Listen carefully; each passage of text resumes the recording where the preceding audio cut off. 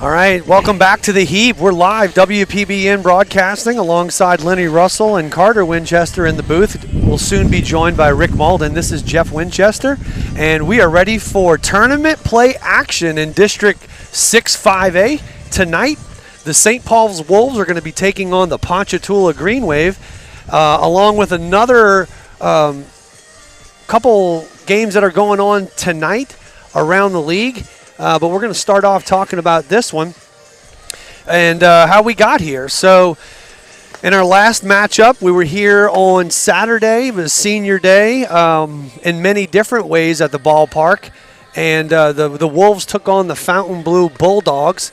And just like in typical fashion this year, the Wolves wind up saving all of the fireworks for the bottom half of the seventh with their sixth walk-off win this year. I stand corrected. I announced that it was the seventh, and we did the math, and sure enough, it was actually the sixth walk-off. But nonetheless, still more walk-offs in one season than many of the other teams that I can actually remember. But yeah, it was a good day at the ballpark. We were down 1-0 in the bottom half of the sixth inning, and senior catcher Cooper Winchester led off the inning with a home run to tie it 1-1. And then the next senior up was Marcus Newfield, who hit a triple. And with the winning run at third base and nobody out, Fontainebleau Bulldogs manager Ricky Nolan needed to walk the next two guys to create a force out at home and give his defense the best opportunity to win the game or salvage the game, and so he did so. And with that being said, the junior Cameron Kayemi, first baseman, came up and two pitches later wound up scorching a line drive into left center field for the RBI single and the walk-off. So that was how we wound up being here, and the fourth seed of District 6-5A tournament. And right now, Mandeville is sitting at number 1 seed, followed by Covington in the 2 spot. Slidell is in the 3, and we are at 4. And I believe the Ponchatoula Green Wave come in at 5.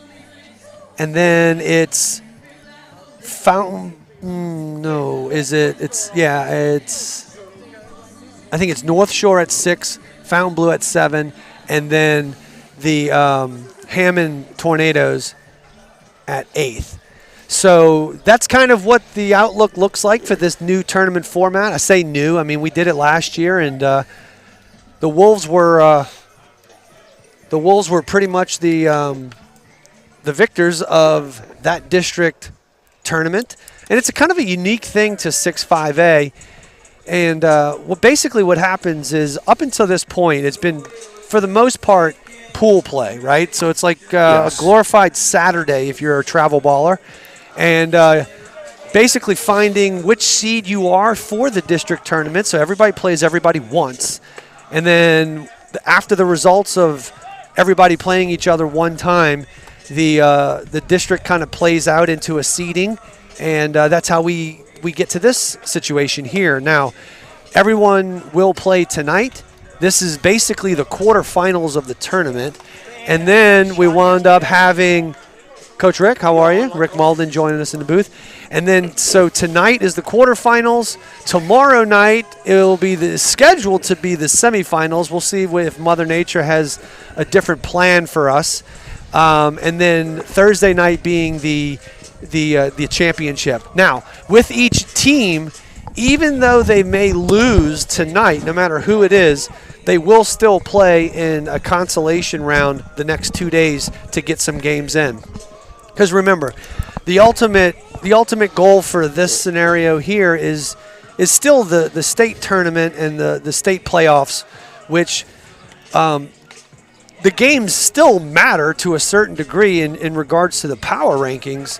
But as it stands for district, if you lose, you're out. You don't get a chance to win it. So teams will still play because obviously power rankings are a big thing, and they can still contribute to their overall power ranking score by playing more games.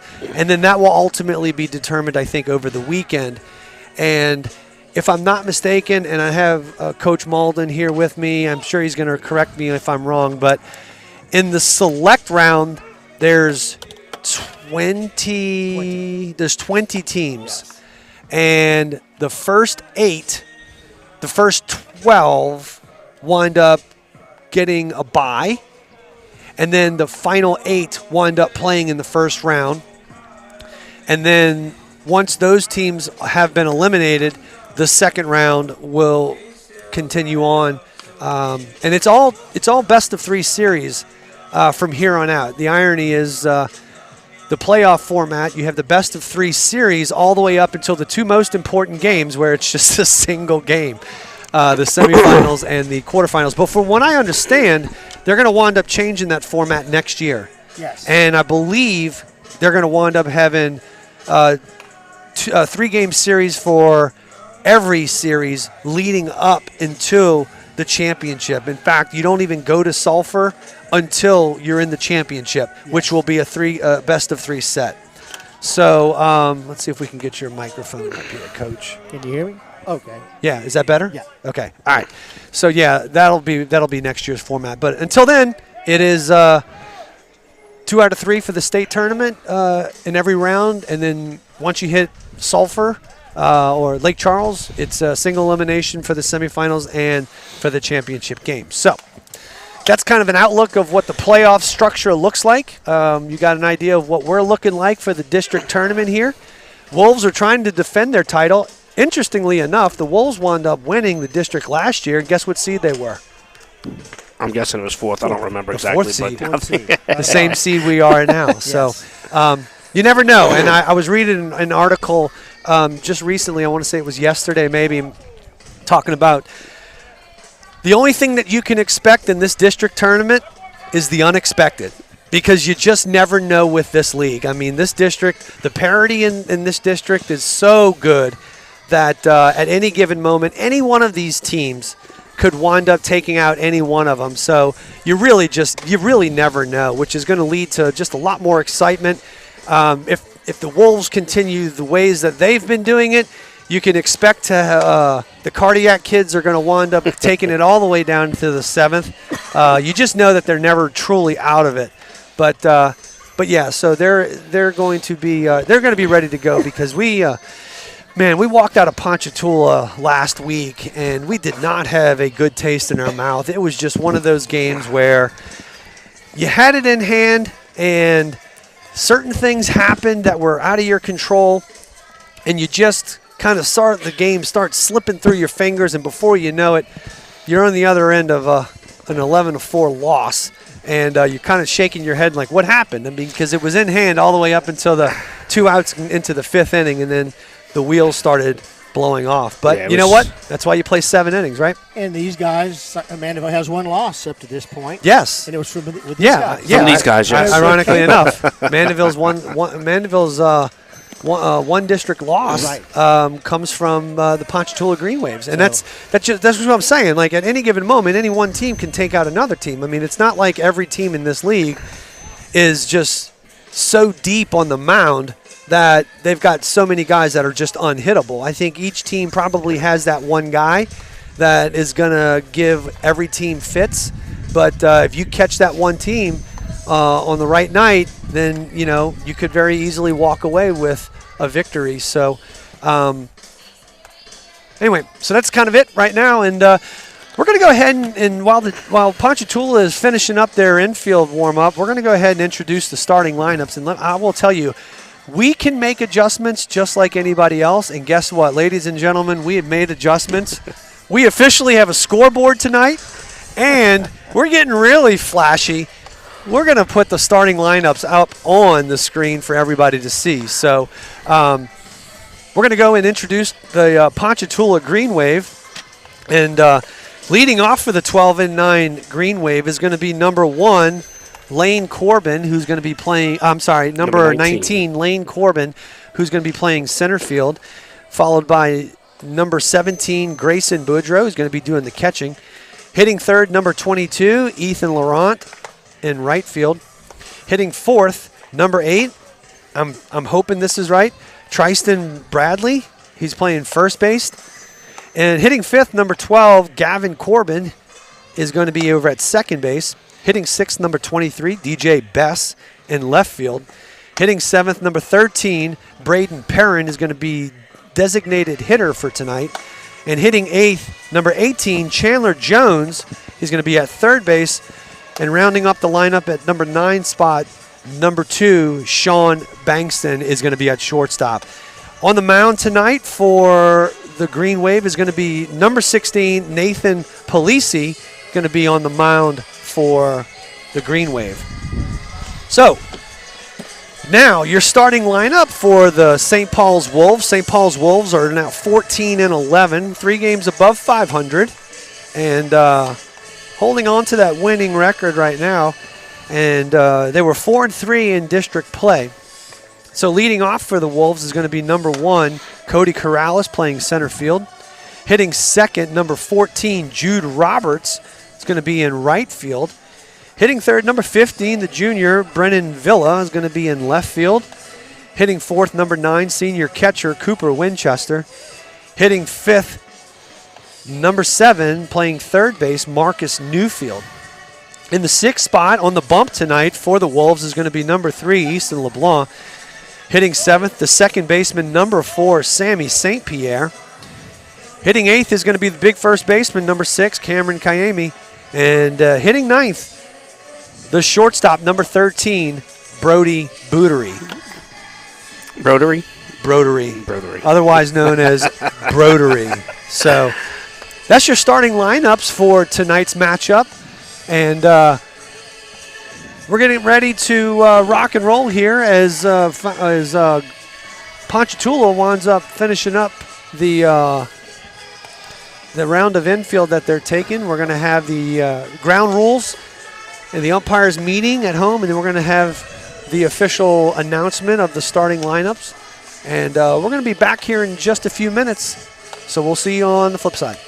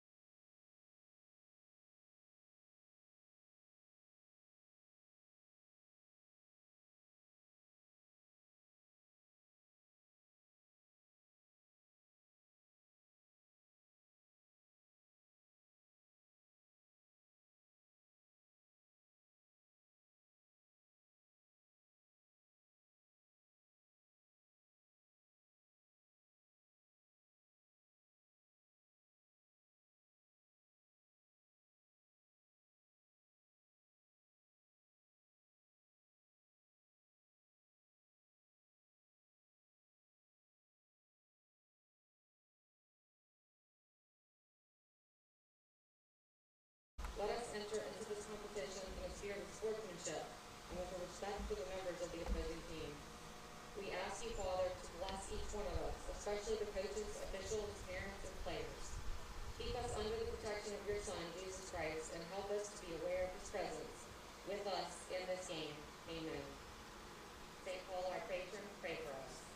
St. John Baptist de La Salle, pray for us. Live Jesus in our hearts. Forever.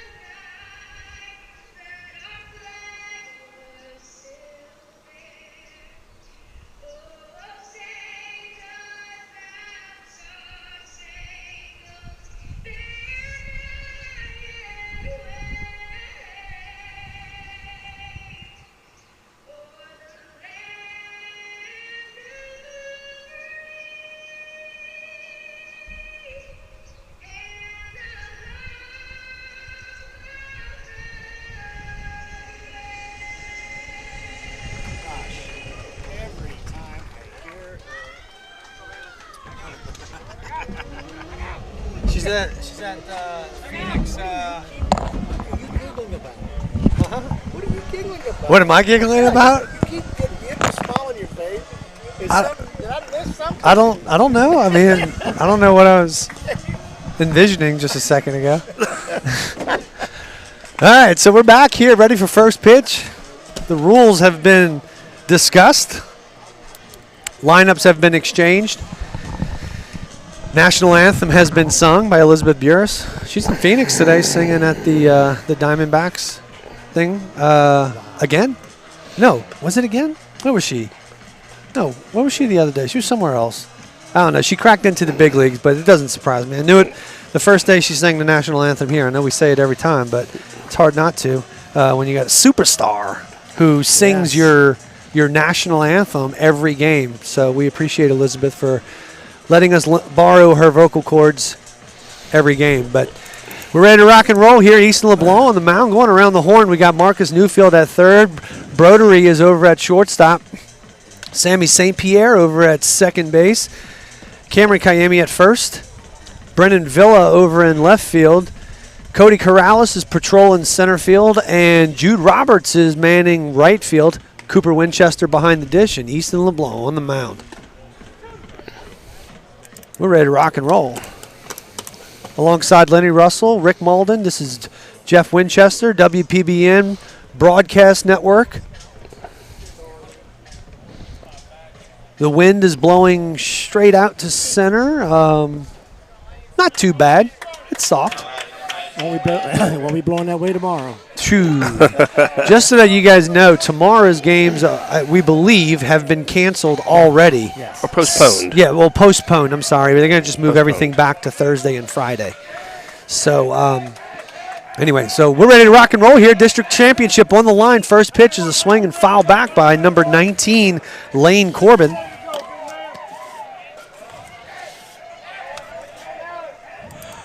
John Montour pitched a great game against these guys in the last outing that we have and kept them off balance a good bit, being able to attack the strike zone with multiple pitches and got tons of ground balls in that game. I mean, the Wolves started off hot and then just kind of melted. Okay, they got too hot. Big swing and a miss right there by number 19, Lane Corbin, bringing the count to 1-2 strikes. You're going to have to work with us. We do have a scoreboard now. It's not as flashy as the one that we used to have, but Lenny's manning it. Yeah, we'll have the score up here. We won't have pitches and balls and strikes and outs. But Yeah. yes, at least we'll have the score up there for At y'all. least somebody will be able to know the And score. And inning. what inning we're in, top or bottom, yes. Yeah. So 2-2 to Corbin. Defense is playing pretty straight up.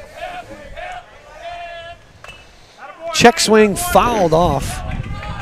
Good thing he got a piece of that. I think that would almost ate him up. So we're going to reset, play the 2-2 count all over again. Got a medium-sized crowd here tonight. I guess the spring breakers still haven't gotten back yet. Left field lounge looks a little light. Fastball just misses on the inside part of the plate. 3 balls and 2 strikes. Nice pitch. Yep. Let's just see how this zone plays out. Got a 2-man crew here tonight. Line drive into center field. Cody Corrales is coming in. Oh, he dives for it, and he just misses being able to get that out as the ball and the glove kind of like they met at the grass, and I guess he just kind of hopped out of his glove. So the leadoff guy is on with a single, and that's going to bring up Grayson Boudreaux, number 17, the catcher. Pitcher's best friend right there. An outfielder that goes for a ball like that. Yeah, you got They love him. Yeah. They love him. So number 17, Grayson Boudreaux, stepping in the batter's box. Going to square around early. Strike called. I guess he didn't think that was a good enough ball to bunt. Or maybe it was just a deke. You never know. Their third base coach in the batter's box, he's pretty animated with his signs. So the defense is moving around. Good bunt. Bunted straight back to Easton LeBlanc, who handles it nicely. Advances the runner, so everybody wins. So with the sack bunt and 1 out, that's going to bring up number 22, Ethan Laurent.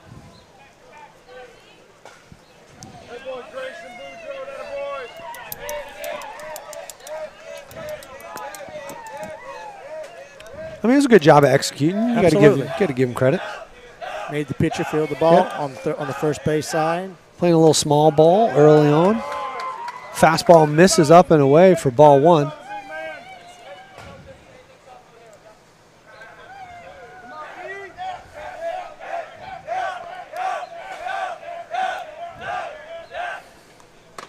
LeBlanc fires, and the fastball catches the high part of the zone, it looks like. Yep. Although we're still kind of seeing the zone as it is being created here in the first inning. Including the batter. Yeah. Everybody trying to get a feel for what the home plate umpire is offering as far as the zone. Another fastball catches the outside part of the plate. So 1 ball, 2 strikes, 1 out to Laurent, the right fielder. Runner on second base. Brodery keeping him close. Fastball fouled straight back. Brodery giving Easton LeBlanc the signs, letting him kind of get an idea of how he wants to hold him on. I think one thing we got to be a little bit more cautious of is reading the base runner in his lead. We don't want to be pitching as he's advancing to third. We want to be pitching as he's curveball catches the outside part of the plate and freezes Laurent for the called strike 3. 3 called strikes. So with 2 outs, it's going to bring up Tristan Bradley. I believe that's his name. If I'm mispronouncing that, I apologize, but it. I don't think it's Tristan. I think it's Tristan. Tristan? Okay. I mean, is what it is. So fastball misses upstairs for ball 1.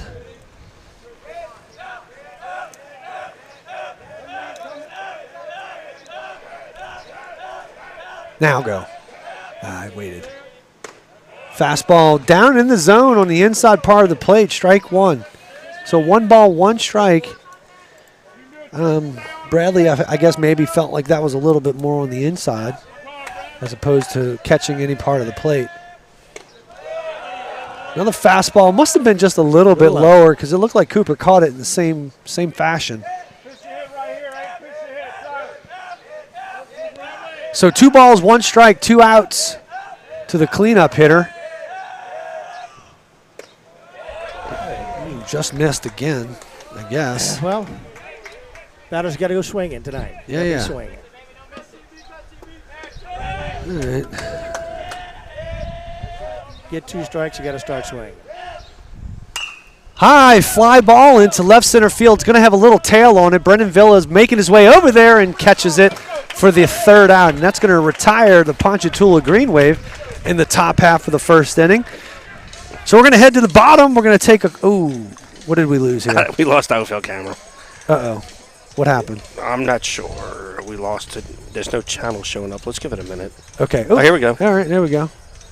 A little craziness, but we're back. It said no channel. Turned it off, turned it off, turned it back on, and it came back. So Okay. Look at Lenny troubleshooting. Like, I mean, listen, after 2 months of doing this, you start learning a few things, and Lenny's going to show you some tricks right here on how to change Who's Mike Arnold? the frame of the Who's first. Mike Arnold? Who's Mike Arnold? Now, I don't know that guy. We don't need to know Mike Arnold. We got it. Yeah. But you make calls there, Mike. Although I will have to say Mike was an instrumental help in us getting the scoreboard as he gave us the phone number for the for the technical support.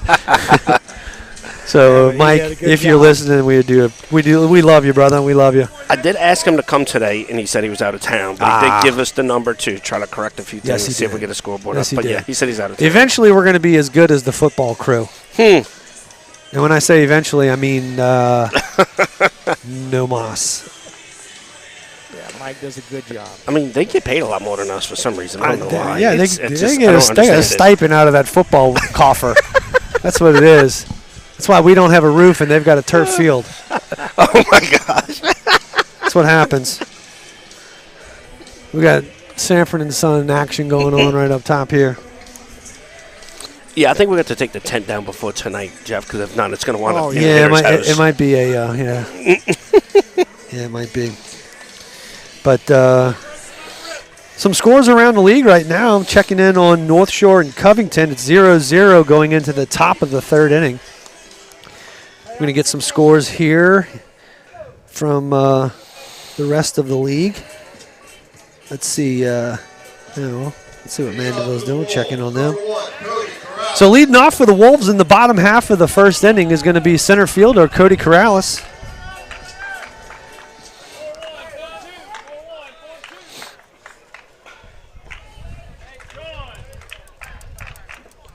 I'd say Cody's a good-looking kid, isn't he? He just looks like an athlete, man. He I mean, got a really, athletic frame. Yes. I didn't want to say good body because it could be interpreted wrong, but I mean, it's athletic frame. Yes.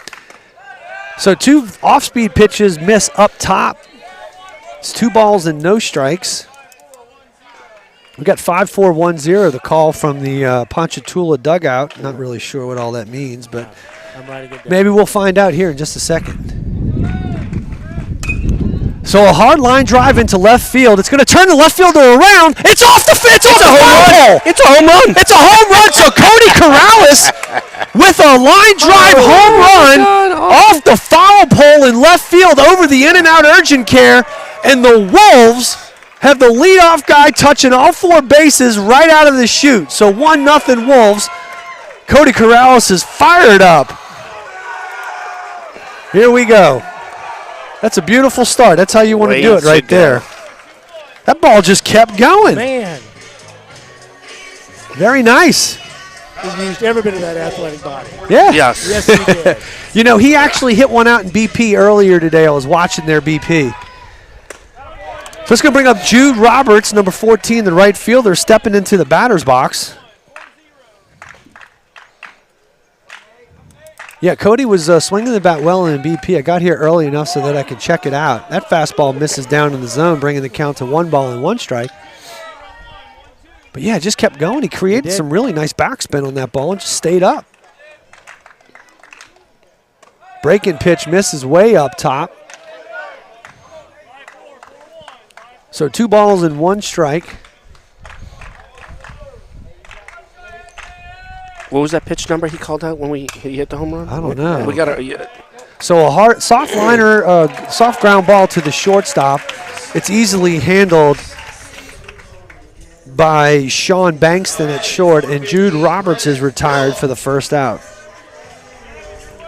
I'm sorry, Lenny. What did you say? Oh, what was that number? They called out the fourth, whatever. 504 something or other. I don't know. We need to keep listening for that one. Yeah, that's gonna bring up the left fielder, number 15, Brennan Villa. Off-speed pitch misses down in the zone. I should say down in the dirt. Score after one over at Mandeville High. Hammond leads 1-0. Potential upset. It's a fastball low in the zone, I guess. Must have been more over the plate because it seemed like we've had a higher pitch called a ball. And Villa pops up softly to the shortstop, who makes the catch and retires Brennan Villa. So with the pop-up to the shortstop, it's going to bring up catcher number 9, Cooper Winchester.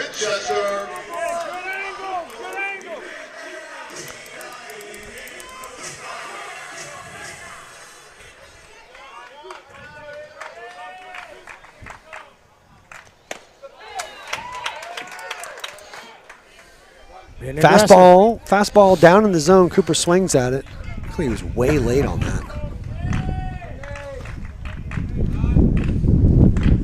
Change up, misses down. So 1 ball, 1 strike, 2 outs.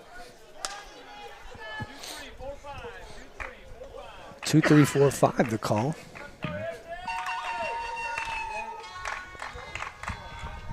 So a hard line drive into right field, and Winchester is on board with 2 outs. It's going to bring up number 7, Marcus Newfield. And there's going to be a courtesy runner in the form of James Hardwick. He's going to run for Cooper.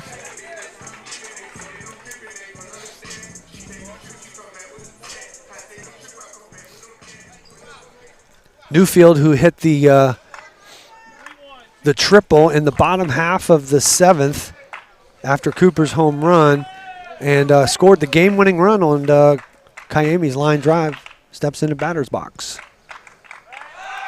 Pick off to first, has Hardwick diving back, and the throw hits the ground. So nothing doing over there.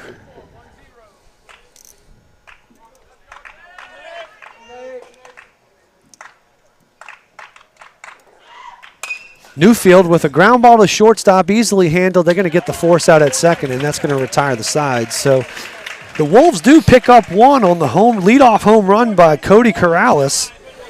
And we are going to head to the top half of the second.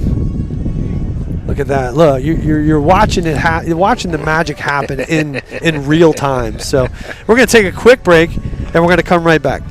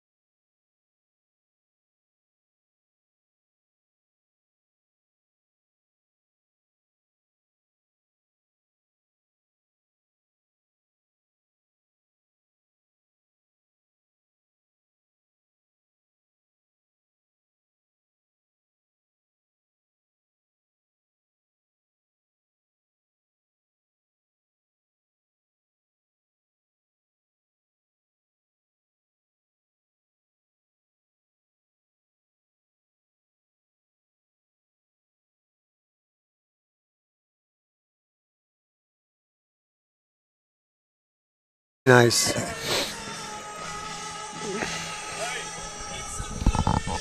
All right, so we're back here at the top half of the second inning. Wolves leading 1-0.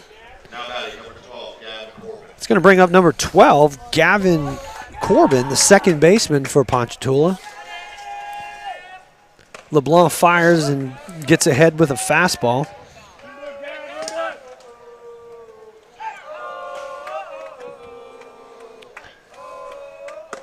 Fastball catches the outside corner right there for strike 2. He's all around the strike zone. Yeah. All around. Fastball upstairs, great spot. I mean, I saw Cooper call that right there, and good job for Easton hitting that one spot, and good job for the hitter laying off of it. That's a tough pitch to lay off of. So the 1-2 just misses. Had to be inside. So 2 balls and 2 strikes to Corbin.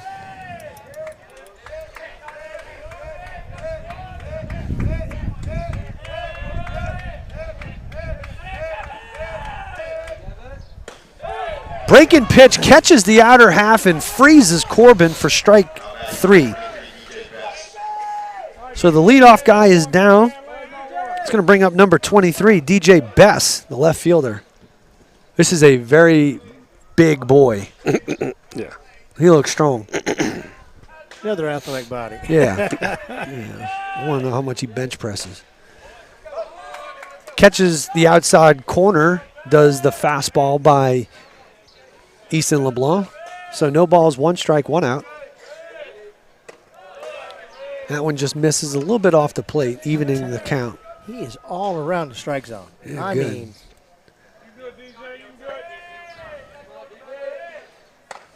Fastball upstairs misses, bringing the count to 2 balls and 1 strike. Let's check in on. Breaking pitch just misses down or off the plate, one or the other. Not really sure which one it was. tough for a pitcher to establish a nice rhythm like that. Yeah. It's tough. So 3 balls and 1 strike. Big swing right there, but comes up empty, does DJ Bess. And it's 3 balls and 2 strikes.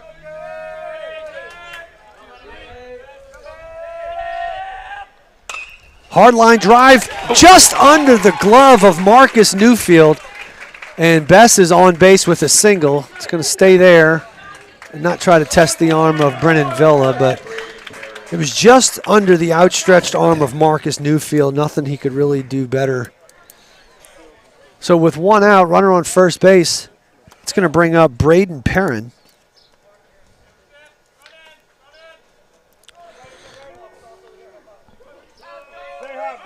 Perrin, number 13. Ooh, nice move. Very nice move. Stay hot, Braden. Stay hot, big man. Got him. Got him. Oh, well, we kind of have him. Let's see what we can do. Run him down. Get out of the And way. yeah, he's out now. So quick move by Easton LeBlanc. Kind of breaks the ankles of DJ Bess over there at first base. And Bess is just as quick as he got on base, he is now off the base. So with 2 outs, we still got number 13, Braden Perrin. Easton made 2 good pickoffs there. Yeah. He almost had him the first time. Yeah.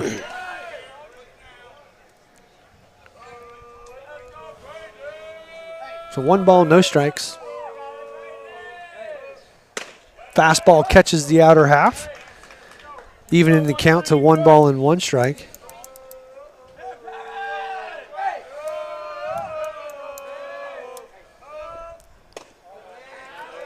Fastball just misses off the plate. Good work by Cooper, though. That was a good framing. Just off. Just barely missed it. So 3-1.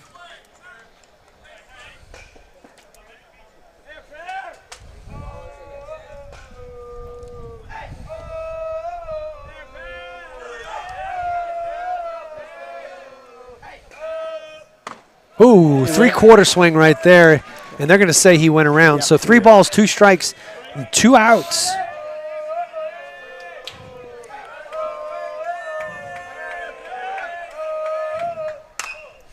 Fastball hit foul down the right field line in foul territory. So this is where you got to be able to read the swing of the hitter. Right there is very defensive. If I'm Easton, I'm going back in with a fastball. Just misses upstairs. So with 2 outs, Perrin walks. It's going to bring up number 18, Chandler Jones. walk. I hear we had Harry Nunez out on the field the other day. Coach Harry did. He did make it out That onto the is field, wonderful. which was great. Absolutely wonderful. It was great. It was a very nice ceremony in the beginning of the game, honoring Mick and Mick's family. Right. His mom, his dad, his wife, his kids. They were all had the opportunity to get out here on the field and kind of a nice send off. Hard ground ball to Kiami over at first, who goes down to a knee, keeps it in front of him, and Chandler Jones is retired. So it's going to move us to the top half of the second inning. Bottom half of the second inning, excuse me. Score is still 1-0 Wolves. Got some scores around the league. Let's see. Fontainebleau trails Slidell 3-1. Mandeville was losing to the Hammond Tornadoes 1-0, and they are they're going into the top of the third inning right now. I'm sure that will change. Still 1-0. Still 1-0. Yeah. Covington's taking on North Shore right now, and it is 0-0 over there. Over at Covington, top of the fourth inning. 0-0 ball game over there. That's impressive because the North Shore team, they swing the bats, man. They got that Lasange, whatever how you say his last name. I think it's Lasange maybe, but that boy hit a home run against us, man. I'm still wondering if it's landed yet. He casts a big shadow. I'm gonna tell you right now. He's a big boy. So that's going to bring up the pitcher, Easton LeBlanc, stepping to the batter's box in the bottom half of the second inning.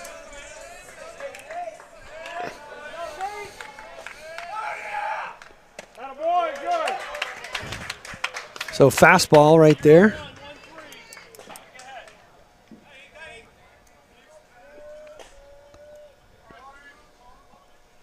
Breaking pitch on the ground up the middle. Might be a tough play for the shortstop, but he does manage to glove it. That was a really nice play. Yeah. That was a good job. So LeBlanc is retired by the shortstop. It's going to bring up number 4, Sammy St. Pierre.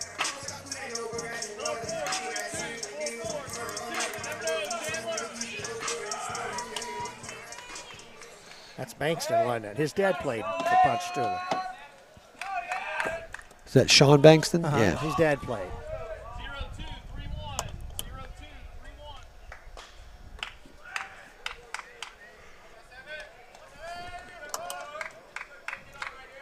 3-1. So Sammy bloops one into right field. The right fielder's coming on it, and he's able to settle underneath it and retires St. Pierre.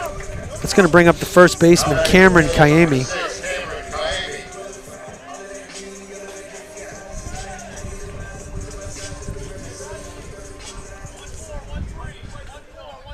So Kiami, the hero of the last game against Fontainebleau with the game-winning single, takes a big hack right there and fouls it straight back.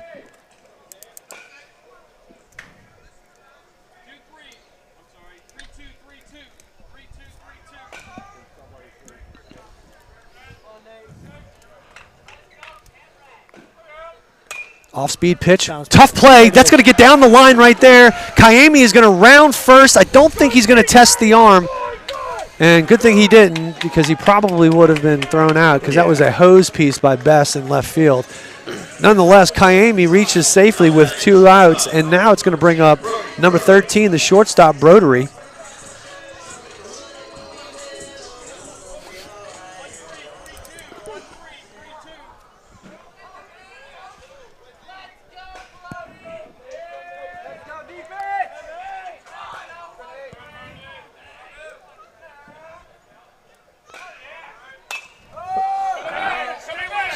Brodery just gets underneath that ball, and it's barely foul. Hits our hardwire cable. Good thing, because that would have ended it real quick.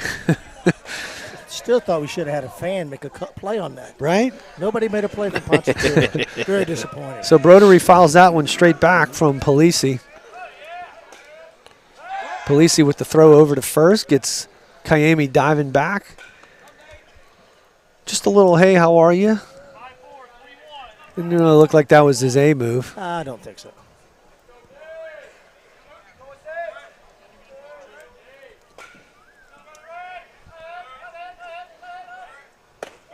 Breaking pitch misses off the outside part of the plate right there.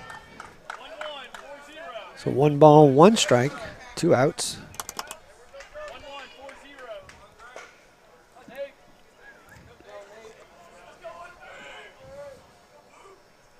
Fastball misses down in the zone.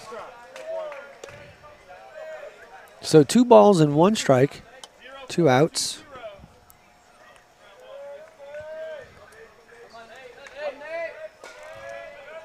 I mean, can you? Yeah, I guess.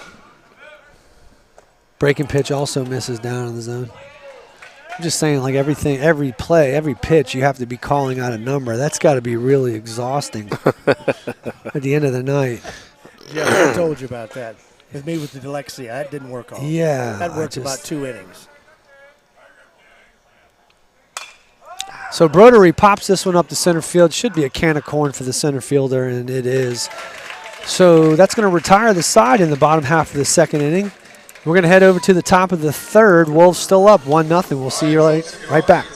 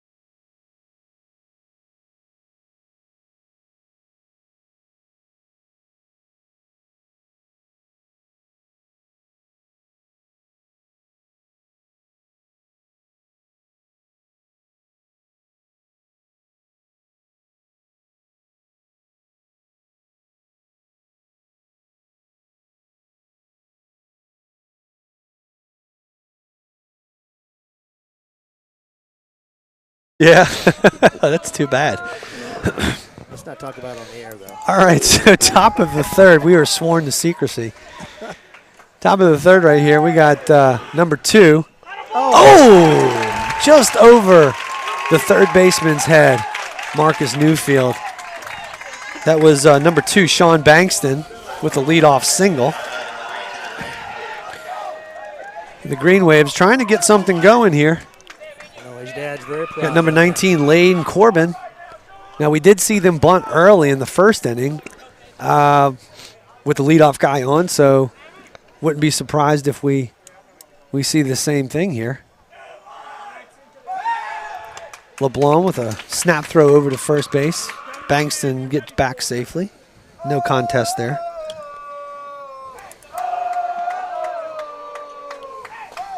Fastball misses down.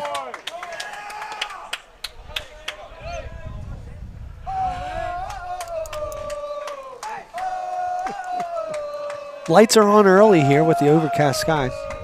You might catch the eclipse. Oh, there we go. There's the square around. Oh. So it's called strike. I guess Cooper kind of like 80% throw over to first. Kind of bounce over at first. Good thing Kayemi was there. It was almost like a decision, like mid attempt to see whether or not he could even get it. So ball bunted foul down the line. So 1 ball, 2 strikes. Let's see if Coach over there keeps it on with 2 strikes.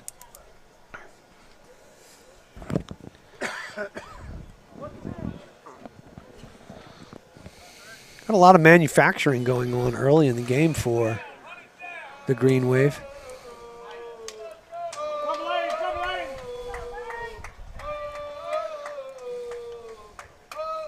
LeBlanc lifts and fires, and fastball misses in, apparently. So 2 balls and 2 strikes. Percentages could hit a double play right here. You know, those percentages. Oh, yeah. Yeah. Probably like 43%. So we square around and we take strike 3. So, yeah, I mean, we'll take it. I'm not so sure. Coach is a little animated over there in the third base box. So, yeah, it happens. Percentages, you don't bunt the ball, it's not going to get the field 100% Right. of the time. That's right. That's right. When you pull back, yeah. So Corbin goes down looking for the first out of the inning. It's going to bring up number 17, Grayson Boudreaux, who hit a sacrifice bunt in the first inning to move the runner. Easton LeBlanc moving his feet.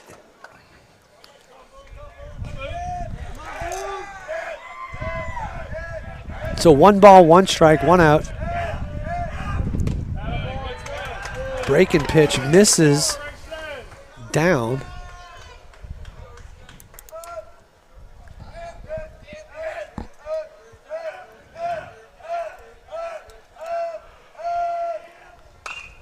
Fastball fouled off, in on his hands, drives it deep into the field beyond the left field wall, or left field foul line, I should say, foul wall. The fence, whatever. It wasn't fair. Foul ball. Foul ball. Breaking pitch misses down. That's going to fold it up. 3 balls, 2 strikes, 1 out.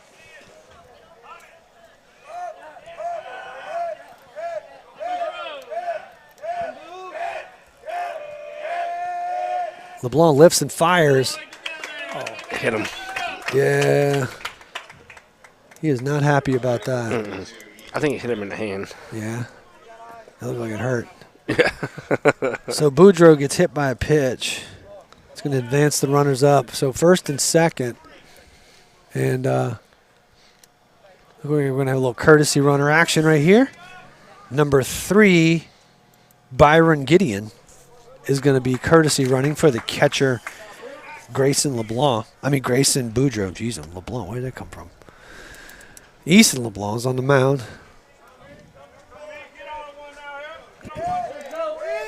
So Laurent struck out looking in his first at-bat.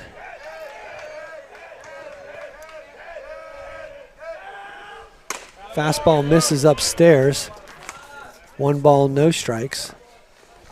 Matter of fact, looking at all 3 strikes that first time out. Yeah, he did.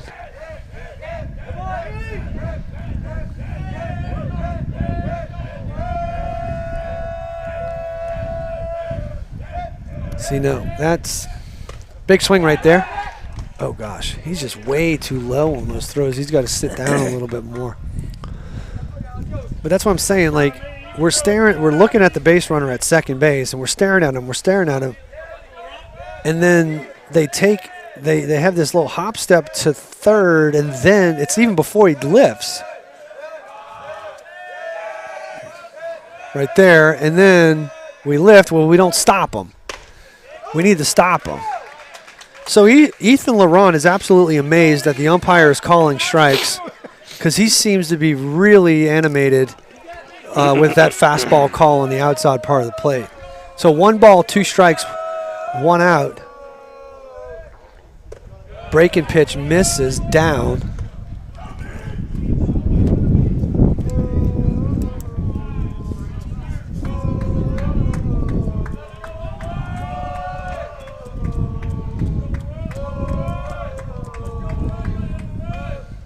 Swings through the breaking pitch for strike 3. So Laurent is down with his second strikeout. So with 2 outs, that's going to bring up number 8, Tristan Bradley. He flew out to center field in his first at-bat.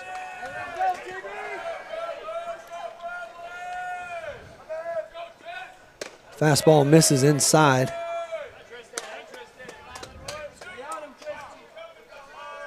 Easton's a competitor on the mound. He is a competitor. Yeah. Yeah, he gets up there with a little bit of a chip on his shoulder. He does. I mean, he throws the ball. He throws the ball pretty stiff. He's kind of got that attitude. So it's it's always good to have, especially when you're on the mound. And he's got a good breaking. He's got a good breaking. He'll keep you off balance. Yeah, for sure. Complement the fastball. Yeah. So 1 ball, 1 strike, 2 outs.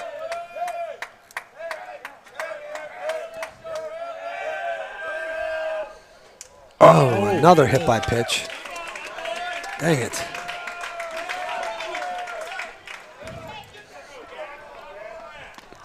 So that hit by pitch is going to load the bases with 2 outs. It's going to bring up number 12, Gavin Corbin, who struck out looking in his first at-bat. Would love to be able to see that happen again.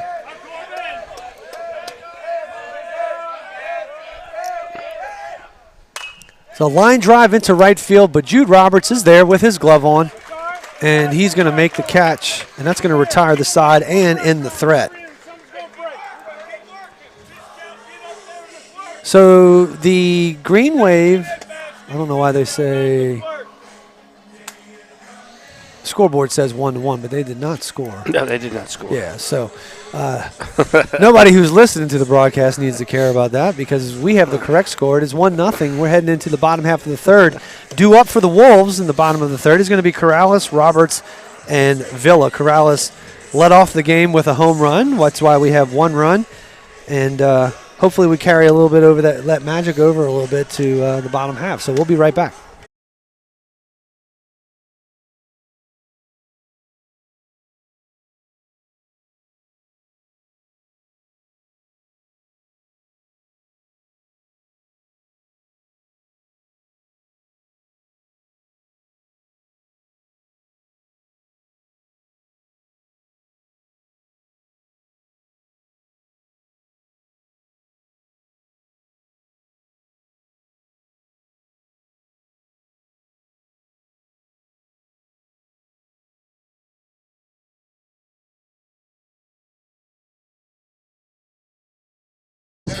All right, strutting to the plate, the center fielder, number 1, Cody Corrales.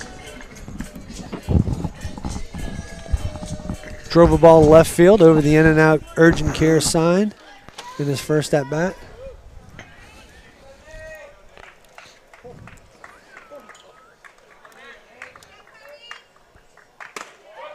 Cody takes that fastball up in the zone for ball 1. Scores around the league. Right now, Covington leading North Shore 1-0 in the bottom half of the 4th inning. Covington is threatening, though. Across town over at Mandeville, the score, Mandeville 1 and Hammond Tornadoes 1. And then let's check in on the Slidell Tigers. They're leading Fontainebleau 3-1 right now. They are in the end of the 5th. That game's motoring.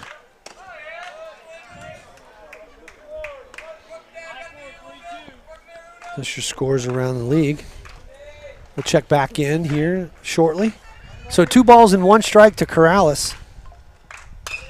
Hard ground ball to third base. Takes a nice hop to the third baseman. And that's going to be a nice routine ground ball out for the third baseman. And Corrales is retired. It's going to bring up right fielder number 14, Jude Roberts. Hit a ground ball to short in his first at bat. Jeff, how many seniors do we have on the team this We year? have 8. Yep. Oh, Jude shows and then quickly pulls it back once he realizes he wasn't really going to do much with that. Now if he can just wear one out right down the line. That guy's playing way off the line. He tried. He did. Hit a ground ball to Coach Todd Cole, who misses it. We'll work on that at practice. Next opportunity we have. So 1 ball, 1 strike to Jude.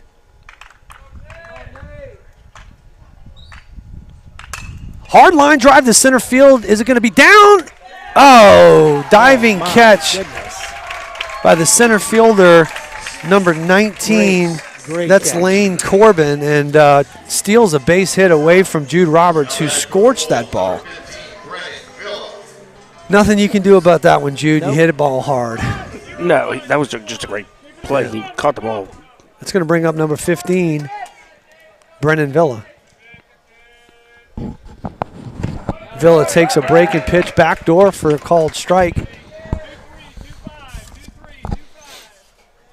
Nathan Polisi on the mound for the Green Wave. Misses inside. with a fastball, bringing the count to 2 balls. Well, 1 ball, 1 strike.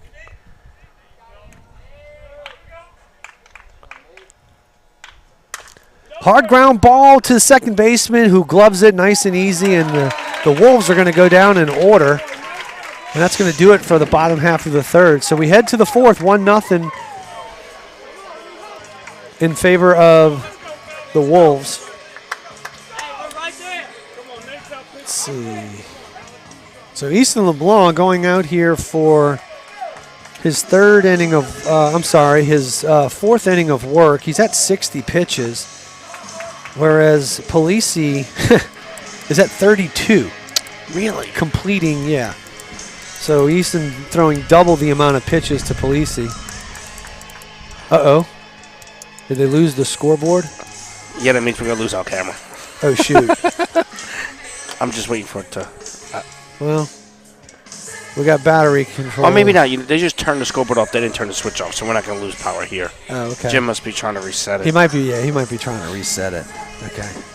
As long as they don't turn the switch off. Yeah, well, if we do, It would have went off already. We're good. we're going to send Carter up there to He's up there. go do the we'll send him up Pretty there. We'll quick. send him up to the to the wall. center field tower to go readjust the camera.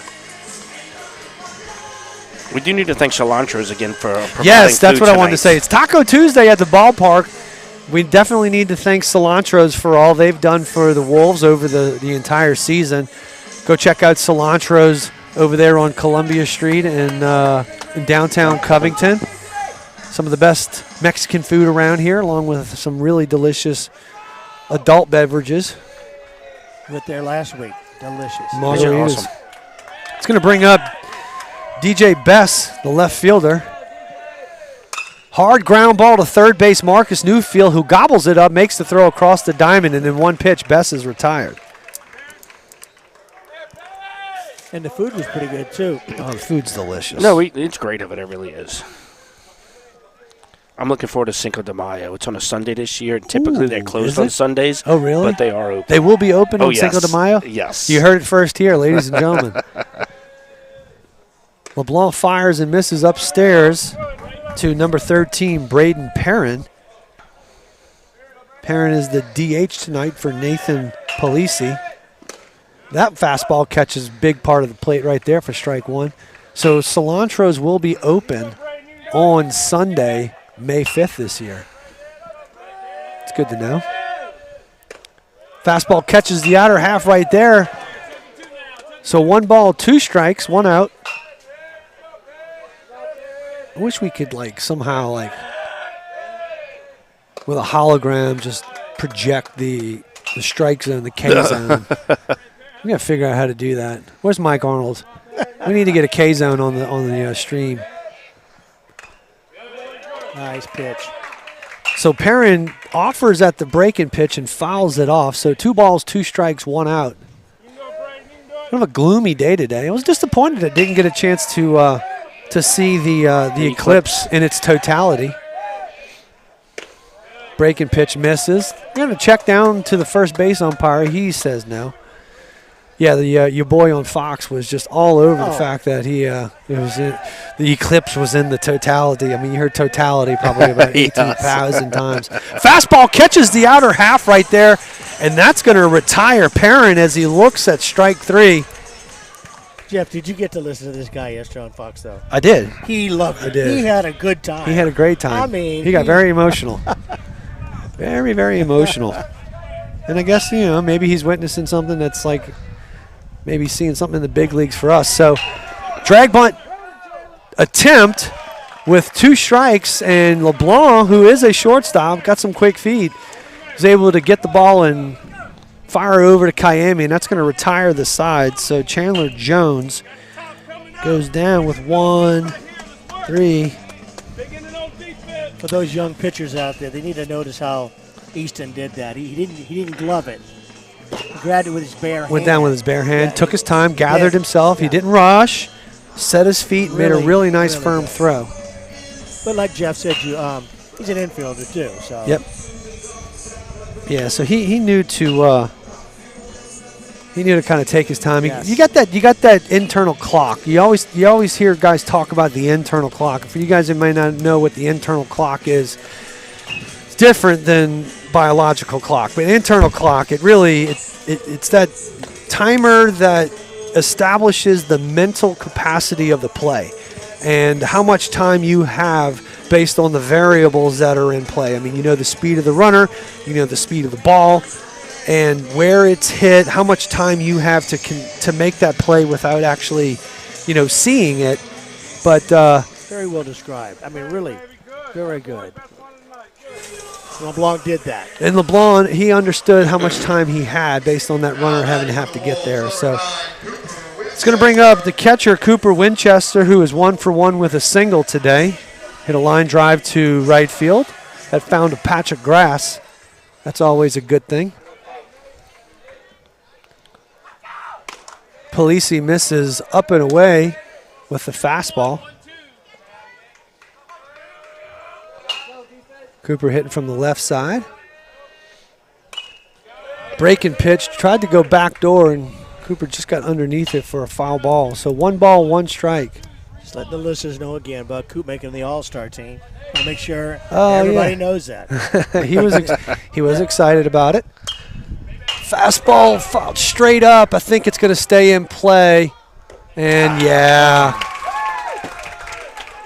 good play by Boudreaux, the catcher, sticking with that one. And it's going to retire the leadoff guy. It's going to bring up Marcus Newfield.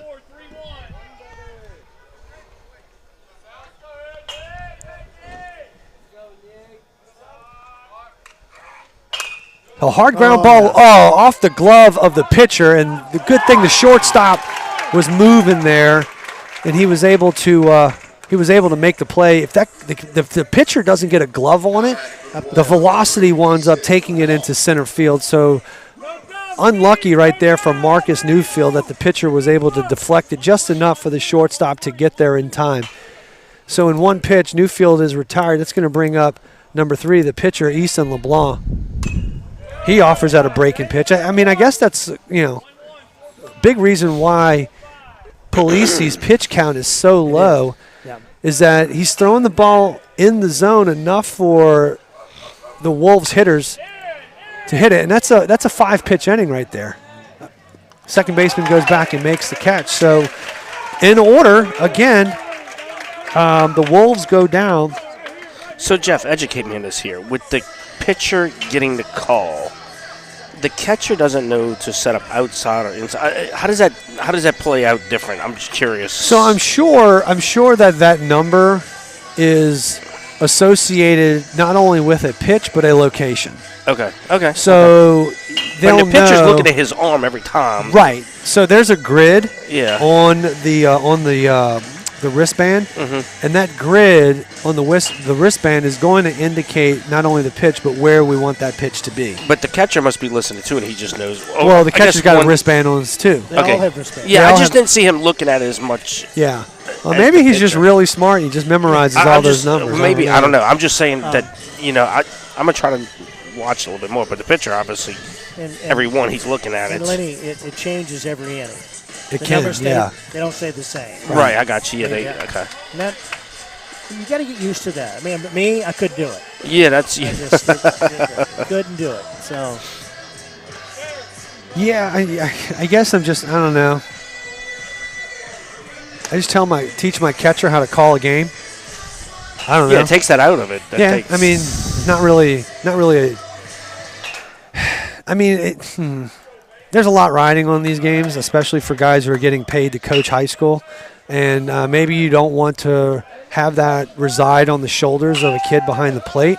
But in the same sense, there's also an element of development that goes on with the guy behind the plate. And if you teach him properly how to be able to read hitters and logically come to a conclusion as to what pitch you want to call next based off of what you see in the moment, then you got a kid who's behind the plate who understands the feel of the game, who's seeing what's happening in the box. And sometimes that's some things that go kind of unnoticed by coaches who are in the dugout about 60, 70 feet away. They don't see the little things that hitters do with their feet. So 0-2 count to number 2, Sean Bankston, who hit a base hit in his first at-bat.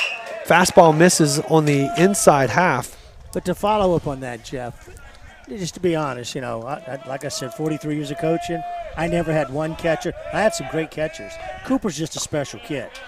I mean, I haven't seen anybody like that. Not a teenager. He's got a special talent there. I wish I'd have had a Cooper.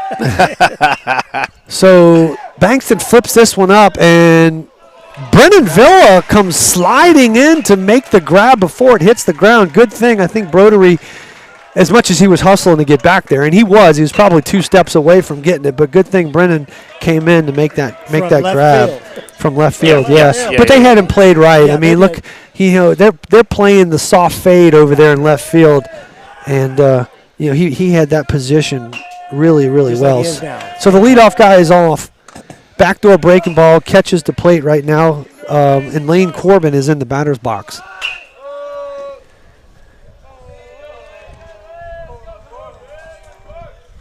Breaking pitch misses down. Yeah, I mean, I get it. You're not going to really rely on the catcher to call the game all the time. I'm sure there's special moments where you feel like, you know what, I'm going to take the liability of this pitch. Because you don't want to, you're not blaming a kid who, no matter how old you are, even if you're 18 years old, you still don't have the same amount of years behind your belt that some of the guys in the dugout do. And, you're still learning your craft. That ball gets flipped foul down the left field line. I mean, you're still learning how to do what you're trying to do. And, you don't always want that liability to fall on a young kid. So that's why you kind of take the reins on calling the game. But swing and a miss. They're going to say Cooper didn't catch that. Nonetheless, he comes out, creates a throwing lane for the first baseman, Kayemi. And Corbin is down with his second strikeout of the day. And with 2 outs, it's going to bring up number 17, Grayson Boudreau, who got hit by a pitch in his last at-bat and sacrifice bunted in his first opportunity. But, Jeff, most of the parents in the stand know their limitations. But you still have the brilliant coaches in the stands that if the kid's calling the game, he's going to say, why isn't the coach calling the game? Yeah. But it's hard to explain to that Sure. person that knows the game like that. Yeah. He's good. That's period. Well, this year he is getting a lot of help from Brad. So Farizo's in the back. He's in the dugout now, and I think they kind of work in tandem. I think sometimes Cooper will look over and get a sign, and other times maybe he feels like he can kind of take the reins based off of the scenario. Another fastball in on the hands of Boudreau. It's fouled to the left side.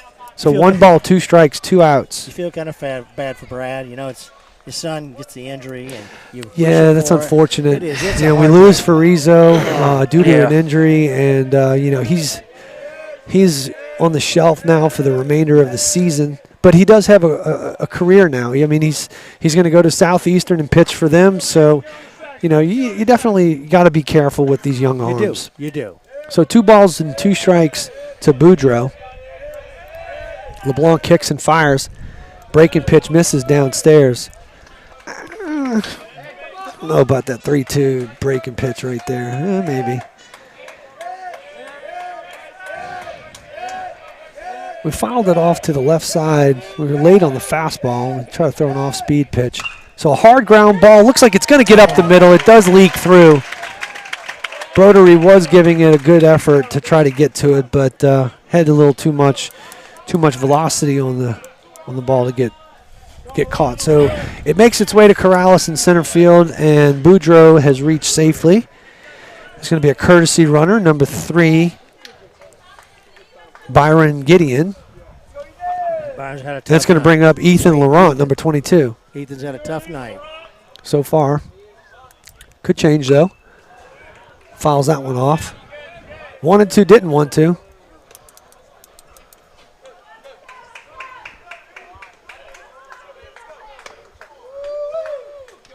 Checking that ball. Yeah. It's not like anybody knows what to do with a scuff anyway. That's one of the things kids are not trained on. They don't know, if you get a scuff, how to hold it to make it do certain things. So a soft ground ball over to over to Sammy St. Pierre at second base. And Ethan Laurent is retired. And so are the Green Wave in the top half of the fifth inning. So 1-0. We're heading to the bottom half of the fifth. I'd like to be able to see more than 3 batters to the plate as we've been retired in order the last 2 frames. So due up for the Wolves in the bottom half of this fifth. We got St. Pierre, Kiami, and Broderie. So we'll be right back.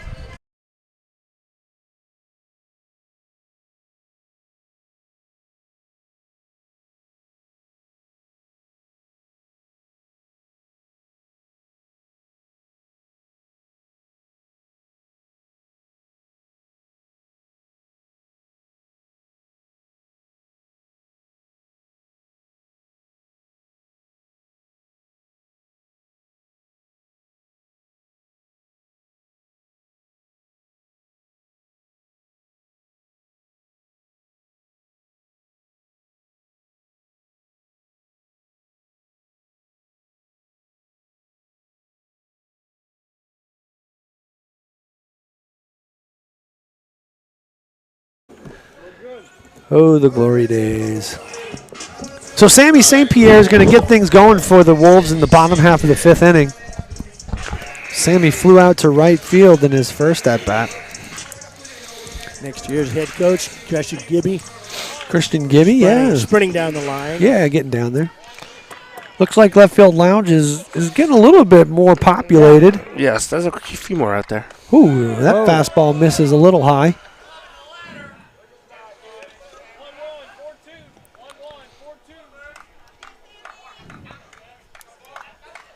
Sammy St. Pierre in the box. Gets around that one. Sends a ball into the Wolves dugout.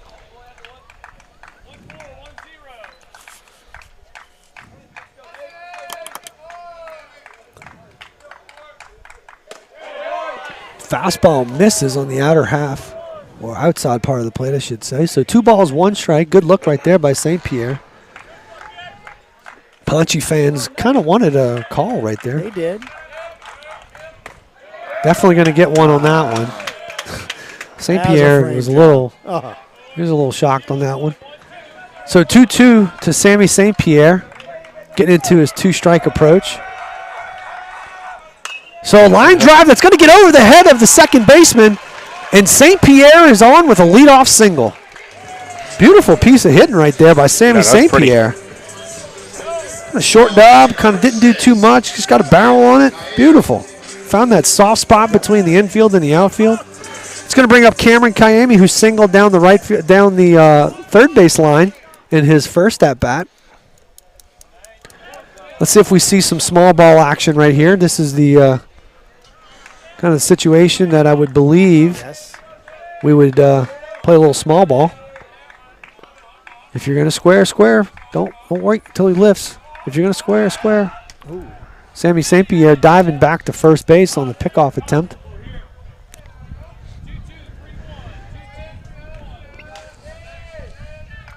Just got to get the first baseman to field it if it is going to be a bunt.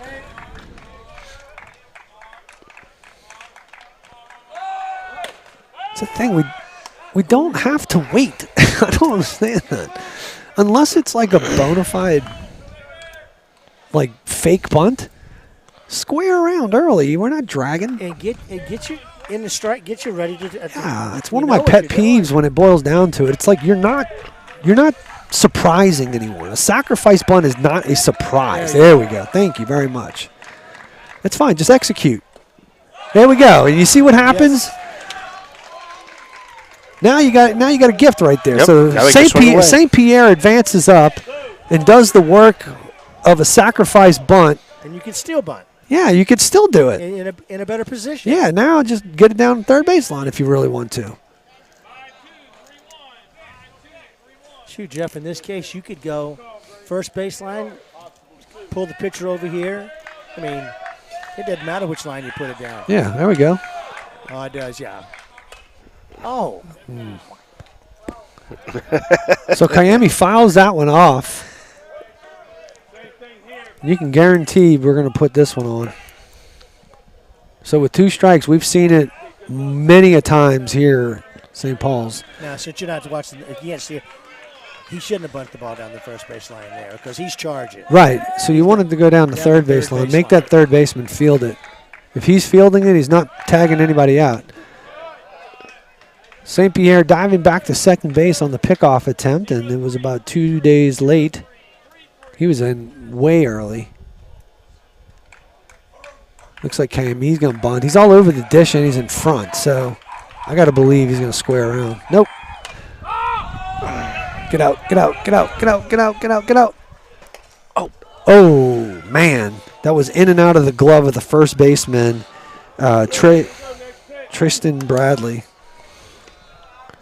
And he had it. I think he just I think he reached over the wall. Okay. Yes, to get it, yes. He needed more help from his people. Yeah, maybe. I didn't hear, you got room, you got room, you got room. Yeah. I think they could have done a little more to help him out right there. Yeah. So Kiami's got more life.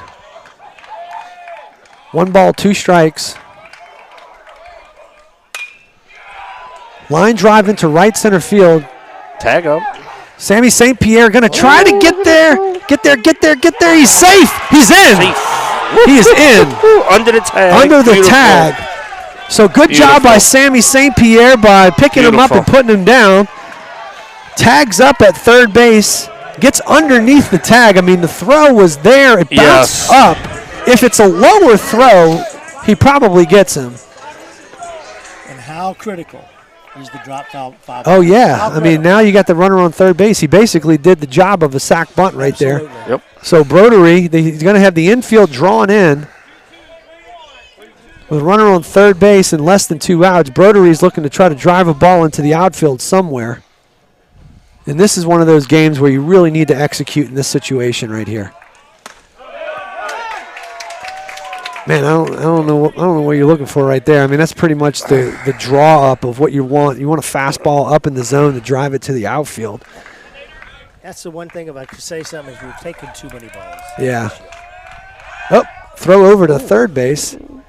We got to get down. Got to get down. Yeah. Okay. There's no reason. All kind of pet peeves of mine coming out here tonight. I mean, sliding is the essence of a ball player. You got a uniform on, get it dirty. I mean, that was the thing you wanted to do when you were a kid, right? Yes, get dirty. Get dirty. Yeah. And it takes the umpire out of the play. Right. Big swing right there by Brodery, who swings through it to find himself in an 0-2 count. Now you got too many things that you can do. You got to just choke up, put a ball in play, find that soft spot in the outfield. Fastball misses on the outer half. I mean, yeah, of course, from this vantage point, the catcher doesn't move, and he catches it without moving. But that doesn't mean he was set up over the plate. It's 0-2. Why would you be? I mean, it was 1-2. Why'd you be on the plate?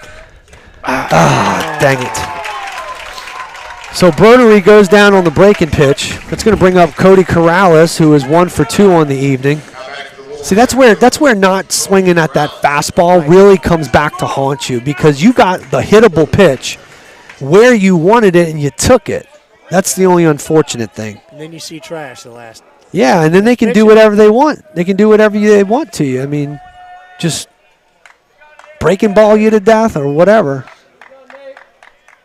Corrales steps into the batter's box, takes a breaking pitch down in the zone.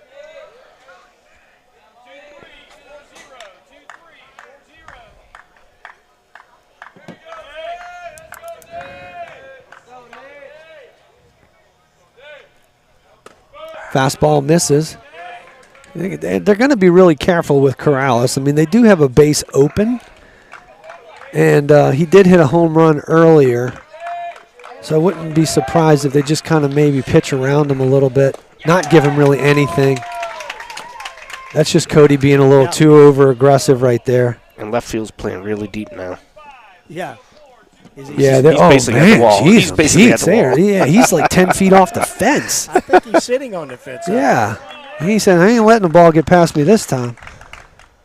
Breaking pitch, yeah. Nice. See, if you're going to offer at a a breaking pitch like that, I'm going to keep throwing it until you tell me that you're not going to swing at that pitch. So I'm not surprised that they doubled up right there on the same pitch. A very good job with the catcher. Yeah. Blocked that ball with the guy on third base. So 3 balls, 1 strike, 2 outs. Corrales in the batter's box. Polisi, Corrales drives it, and that ball. Oh, they're going to say that he caught it. They're going to say that he caught it. I don't think so. He dove, and it was on the right fielder. The right fielder is left-handed, so it was on his right hand. The glove's on his right hand. So I don't know how Mick's going to get this overturned right here. Corrales laces a ball into the right center field gap, and they're gonna riot if the home plate umpire. Yeah, okay, I kind of figured he was going to call him out. Man, that's just unlucky right there. Corrales laces this ball, and I guess it looked like he was going to short hop. Mick is going to make the long walk all the way out there. He's like, no, I'm not letting this field umpire get away with this without a conversation at least. See, right now, he should be walking right out there. Yeah. He's in charge. Yeah, I couldn't tell from this vantage point. I am 180 feet away, but I don't know, man. That one's tough. Jeez and Pete. I guess he saw it. Now, it's unlucky for Corrales because he smoked that ball. Who has the tag? Which umpire? At third. Yeah. Fly ball. Is it home plate or field? I can't remember. I got to believe that the home plate umpire's got to see it because he's got to be watching the catch. How can he be watching the catch and the tag up at the same time? I'm sorry, I can't tell you that. Yeah. Where's Stan? Yeah. Yeah. In fact, he is actually help us out, Mike. He is actually texting me as we speak. Well, so listen, it's a 2-man crew. It's tough to call. It's kind of like the pickoff at first base when the field umpire is behind the mound. It's just tough, right? Right. So we're heading to the top half of the 6th inning. Scores 1-0 Wolves. And Tristan Bradley is stepping into the batter's box. Big swing right there. Corrales is going back, turning around. And Corrales makes the catch over his shoulder, and he is fired up. I think a little bit of that adrenaline rush is from the fact that he was so mad that guy made the play in right field. He came up he was ready to take on the linebacker right there. Wow. He was fired up. He makes a circus cast over his shoulder going back, and Bradley is retired. Too bad for Bradley because he really hit that ball well. So it's going to be a line out to center field. And it's going to bring up Gavin Corbin, number 12, who fouls off the first pitch he sees from Easton LeBlanc. Hard ground ball. Oh, nice play by Kayemi. Just take it yourself, I guess. Goodness gracious. I think he was down on a knee. These kids giving me a heart attack. So the ground ball to Kayemi. Good job by Easton LeBlanc fielding his position. Coach Malden is happy because the pitcher covered first base on that, and we made the catch. Play. So in 3 pitches, we got 2 outs. We got to watch this. And that's going to bring up DJ Best, who he's already got a single already today. And this big dog, he drives it to Corrales, and just like that, 3 outs. Wow. So nice. through 6, the score is 1-0. Best goes down swinging. That was Easton LeBlanc's 5-pitch inning. What? What was that? I guess he thought he threw the ball at him, but he didn't. What was he doing? Just tossing His it? eyeballing Corrales coming in. Why? Well, he threw the ball in. He thought he threw it at him. He turned around and was saying something to Corrales out there. Oh, maybe it was just buzzing the tower, I guess. I don't know. Oh, wait. Corbin.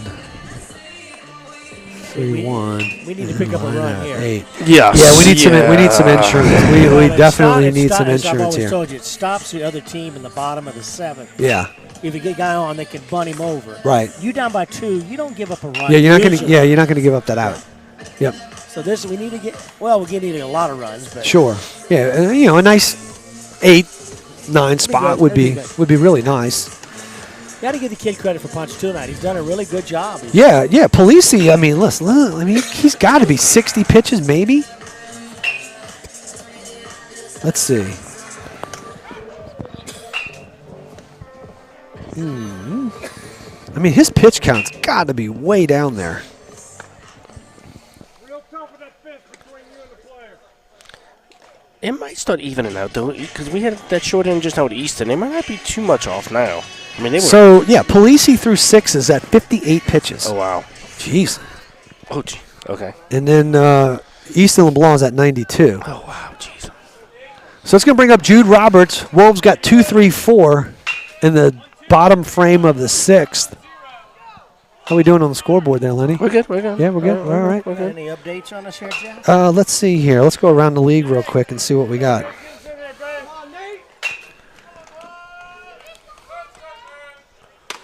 Fastball catches the inner half right there for strike 1. Oh, over in the middle of the 7th right there, we got 5-3 Fontainebleau over the Slidell Tigers. They must have had a big inning, Fontainebleau. Yep. Breaking pitch misses downstairs. Let's see what else we got. Let's see where North Shore and Covington looks like.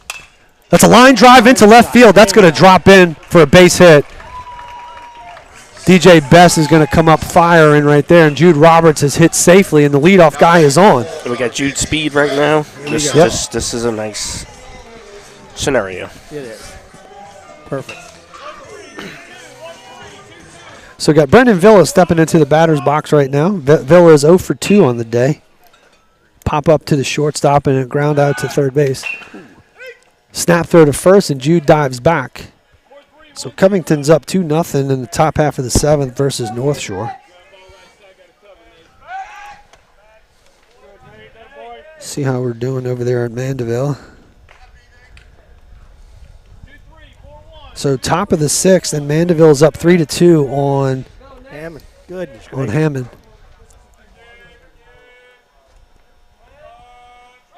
Base runner goes. Boudreaux fires way good. too high, and Jude Roberts advances to second base. So that's a big play right there. Big play. Biggest game Yep. of the game. Yep, that's a big play. So Roberts with the stolen bag. And let's see what Coach Mick dials up right here. I got to believe we're going to square around and get the runner to third base with less than 2 outs.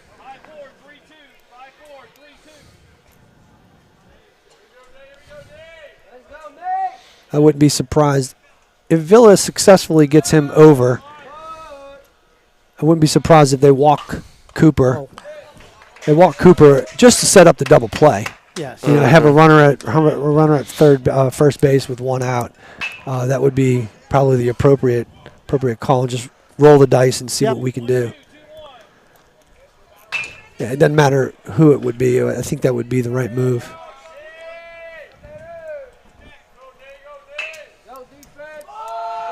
So Villa squares. Stop playing around with the bat. Just hit it out there, catch the ball. So 1 ball, 2 strikes.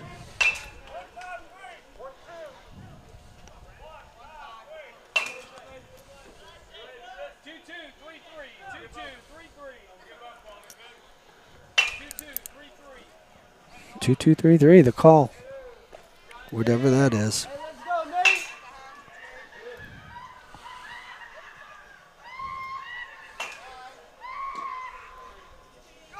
So Roberts takes off to third. No, we Oh, he's safe! Oh, my God. Well, The swim move by Jude Roberts at third base, and he's in there safe. The umpire took his time to review it in his head, and he makes the right call. Jude swims through the move over at the tag over at third base, and now we got a runner on third base with nobody out. We can't review it on my screen because I was watching the play and didn't click the button. That's okay. I'll paint the picture. All right. So 2-2 count to Villa.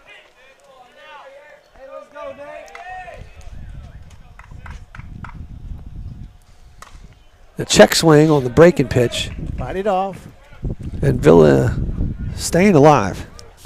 So Jude Roberts with 2 huge. I mean, It was a little scary. You traditionally never want to make the first or third out at third With a left-handed batter. with a left-handed batter. So it was a doggone it. Get foul, get foul, get foul, get foul. I think it's going to be foul. Yes. We foul.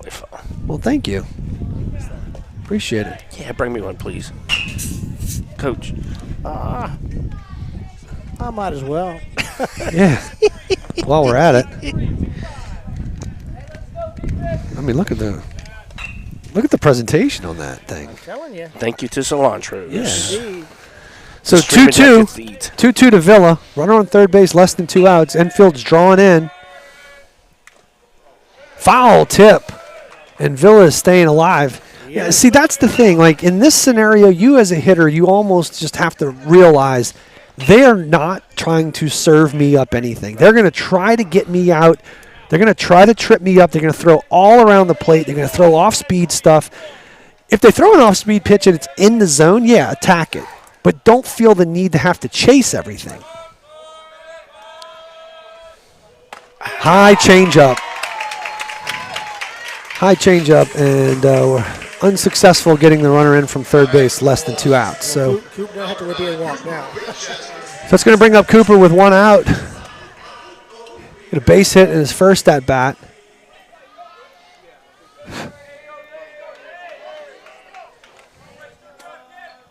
So I think they're going to talk about it maybe.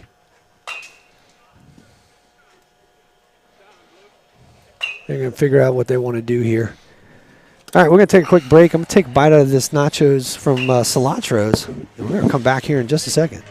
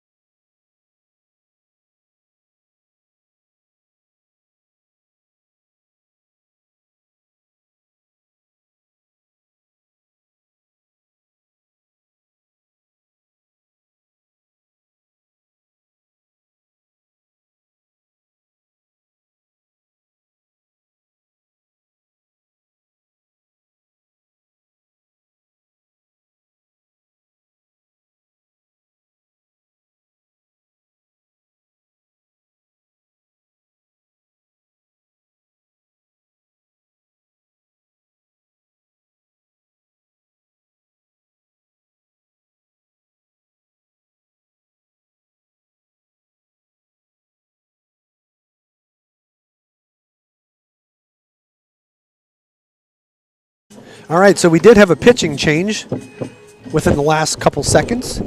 And on the mound right now is number 18, Chandler Jones, moves from third base to the mound. And that's going to put number 29, Noah Polisi, to third base. So Cooper Winchester standing in the batter's box, runner on third base, less than 2 outs. I got the infield drawn in. We could use this insurance run right here. Yes. Fastball misses away. He's got to be able to execute right here. Put it somewhere out there, Coop. That's all you got to do.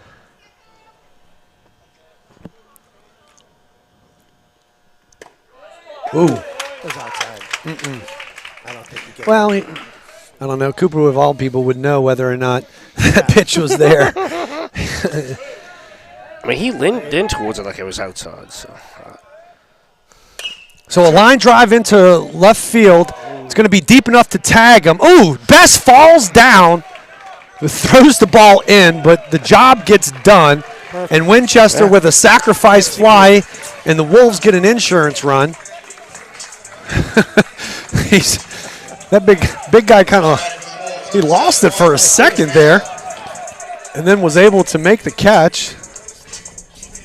Uh-oh, I don't know if the left fielder, he's turning around talking to the left field lounge. They told me earlier some of our kids said the left field lounge was going to give the left fielders a little a hard time? Yeah. And why? Oh, he drops the ball. We're safe at first. So the ball finds the new guy over at third base. Tough job fielding it on his backhand towards the line. Noah Polisi with just a little less of an arm to get the ball over to first base. And Marcus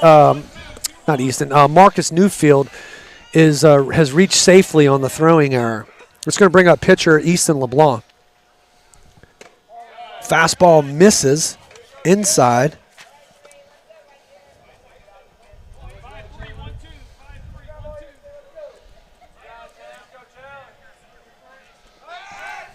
Snap throw to first.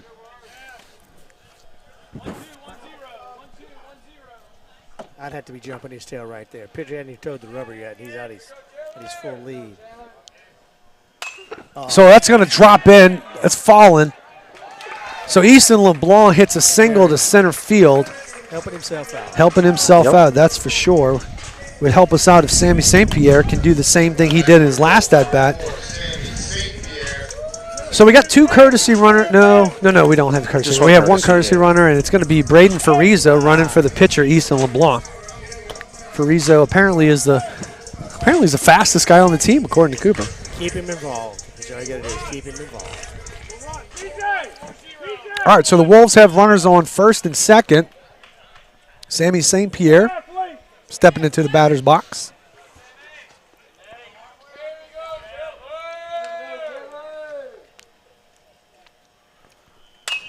So Sammy hits one to right field. It's going to drop in, and the throw at the plate, and it is safe. So the Wolves get another insurance run by the base hit by Sammy St. Pierre, who found a patch of grass about 10 feet off the right field line. Did it last time, too. What's that? Last time up. Yeah. Almost So Sammy St. Pierre with his second hit of the day and an RBI. So the very quiet Sammy St. Pierre making loud noises in the bottom of the sixth inning. So the Wolves go up 3-0. Got runners on first and third with 2 outs. Braden Farizo went from first to third on that play. And that's why he's running. So Cameron Kaimi stepping in the box, offers at the first breaking pitch he sees. Don't worry about it. And Carter Winchester coming in with the Thank you, Carter. the cilantro's MVP. plates, the nachos. Snap throw to first, and Sammy's back diving. Come on, we need to pick this up right here on third base. Hammond Tornadoes are down to their last out. It's 3-2. Hard ground ball. Oh, nicely done by the pitcher. Hard ground ball, and it hit him in his butt. He's rubbing his leg. But that's going to retire the side for the Wolves. So heading into the top half of the seventh inning, the Wolves with a 3-0 lead. Just hope we can maintain it. We'll be right back.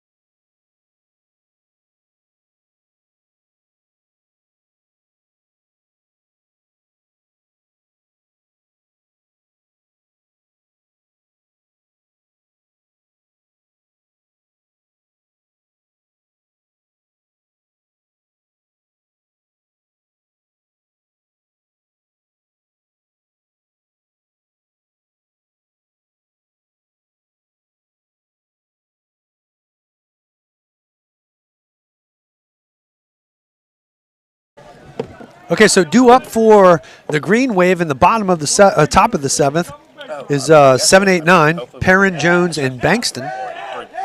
Easton LeBlanc still on the mound for the Wolves.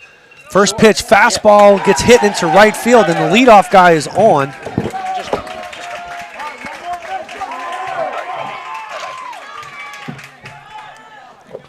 Just got to make sure we just keep the ball down, handle business. So Perrin with a base hit is on. It's going to bring up Chandler Jones. I mean, you know you're not bunting right here, so just go ahead and throw strikes. Fisted foul right behind us on top of the batting cages.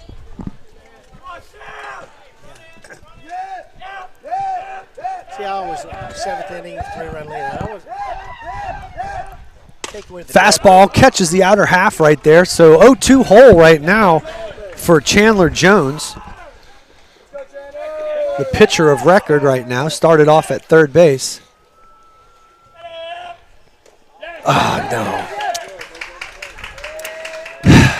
Fastball misses away and ricochets off the glove of Cooper behind the plate, and the runner advances. It's not that that guy at second makes that big of a deal, but you still, you know, you want to be able to get a force out. Now you got to get the out at first. A little bloop, base hit. Nope, Jude Roberts is there. He comes flying in to make the out. Attaboy, Jude. That was nice. Looked like he comes swooping in there with a cape on, You know, as Mike Stant would say. Jude loves the game of baseball. Yeah, man, look at him. He's he loves it. He's a gamer, man. He is. Guy goes out there, plays with passion, plays with emotion. You got to love that. So we got a pinch hitter here. It's going to be number 21, Jeremiah Bess, obviously a relative to DJ Bess. We got a lot of brothers or so on the team, as far as like biological brothers. Yeah, that's 3 sets, I think. Yeah, I mean the Besses are brothers. It looks like the Corbins. Policies are brothers, and There's 2 Corbins, huh? Corbins are brothers. Yeah, I mean we got a lot of brothers on the team, or cousins, one or the other. That's true.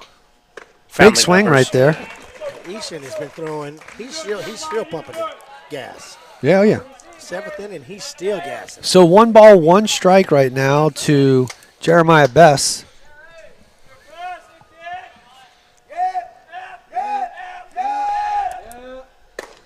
Fastball just misses on the outside part of the plate. So 2 balls, 1 strike, 1 out.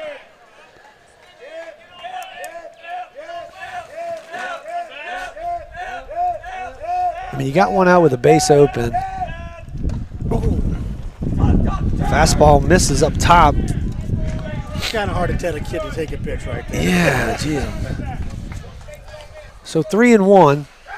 You don't have to serve anything up, although you don't want to necessarily bring the tying run to the plate. So kind of got to go right at him right here.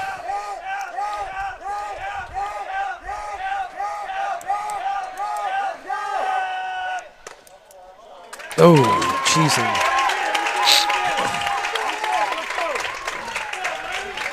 Yeah, not only do I think that we got to make a move on the mound because Easton's closing in on 100 pitches, but in my opinion, I think our defense might be a little bit stronger with Easton at shortstop and sliding Brodery over to where he's played most of the season, right? I mean, but I think we're going to wind up sticking with what we got, which I mean. Fine. Yes. I mean, it's not like it's a bad thing, but you know, Easton is traditionally, you know, more of a shortstop. So it's when he pitches, Brodery slides over to short, and then Sammy St. Pierre comes to second. So and that timing you're talking about on the pickoffs, when they move a little early, he normally plays second base. Yeah. He used to play short. yeah, I mean, there are some nuances there that, you know, guys who are on certain sides of the field for the most part on a regular basis, they have a little bit more comfortable and familiarity with the nuances versus, you know, have to switch sides, right? So 2 balls and no strikes.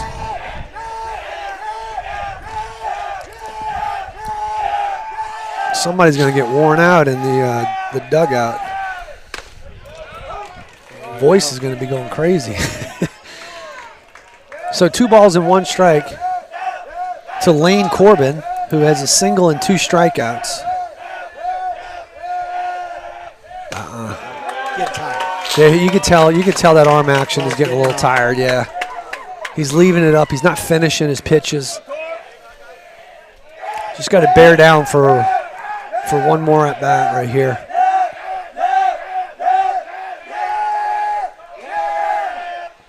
Fastball, strike 2. So 3-2, 1 out. Runners on first and second. Corbin represents the tying run at the plate.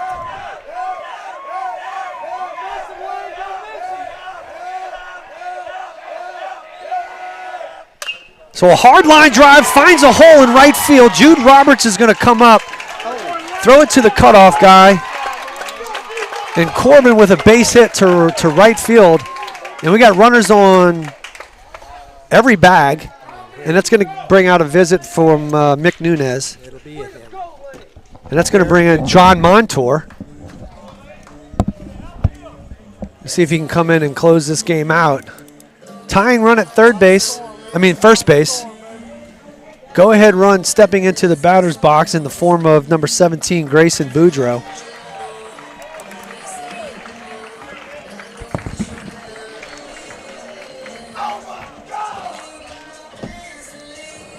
Now, Montour did pitch against Ponchatoula at their place last week.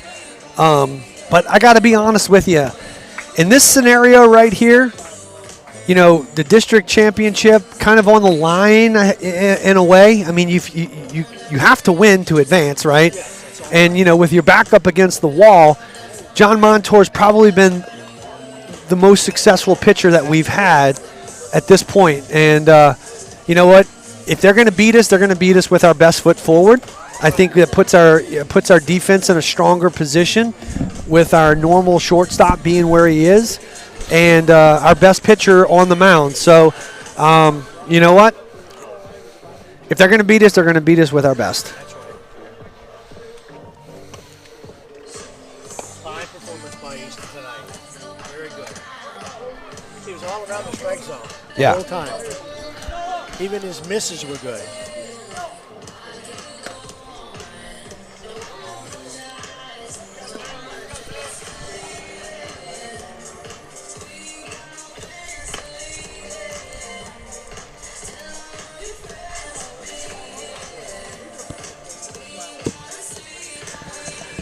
Okay, so here we go. We got 1 out and the bases loaded.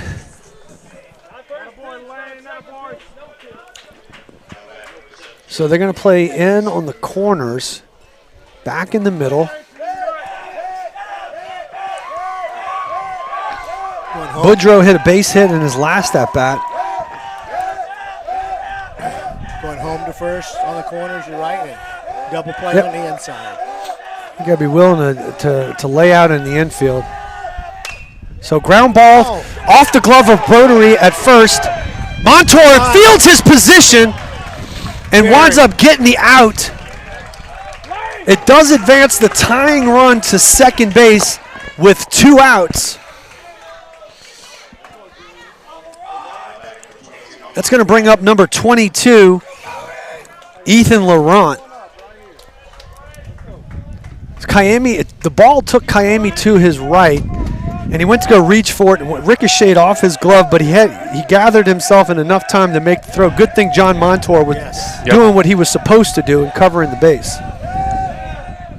Big swing right there by number 22, Ethan Laurent, who was coming out of his shoes. So no balls and 1 strike, 2 outs.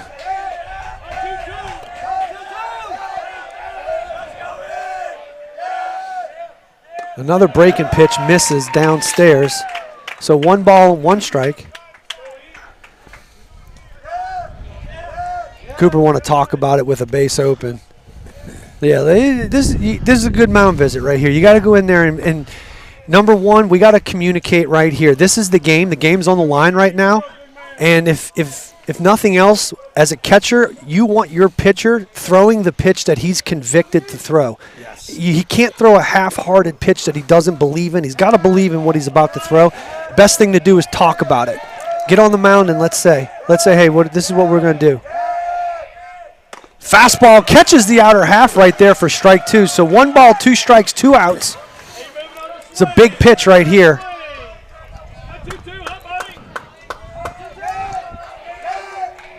Montour kicks and fires. Curveball misses upstairs. 2-2.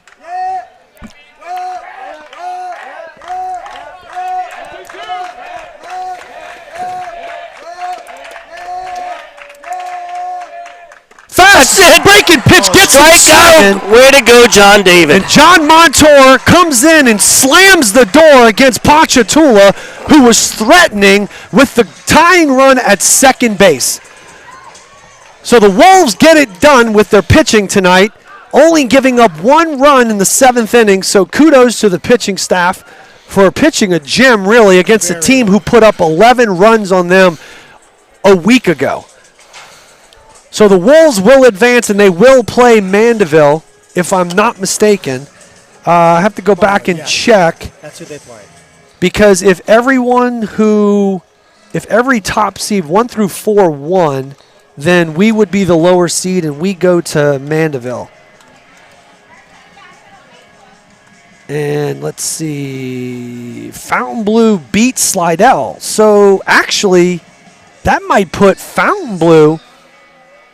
I think that puts Fontainebleau, being the lower seed, has to travel to Mandeville, if I'm not mistaken. Now, Mick told me if they won and Mandeville won, they play each other. So I don't know. But Mandeville should play the lowest seed, I think, huh?